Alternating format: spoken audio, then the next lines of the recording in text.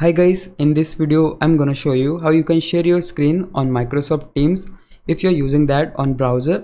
But keep in mind that your browser should be either Microsoft Edge or Chrome.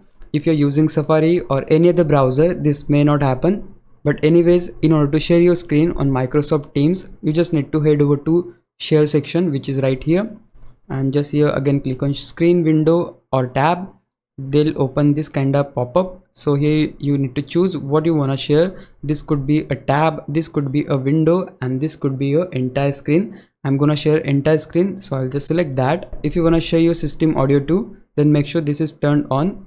Just click on share, and yeah, right now as you can see here in the pop-up that the screen is sharing. Now wherever you go, they'll just gonna capture your screen. And yeah, that's it. This is exactly how you can share your screen on web browser if you're using Microsoft Teams.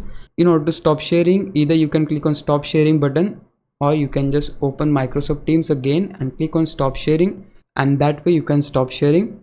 So yeah, that's it. This is pretty much of it. If you found this video helpful, please leave a like, subscribe the channel. I'll meet you in the next one. Bye bye.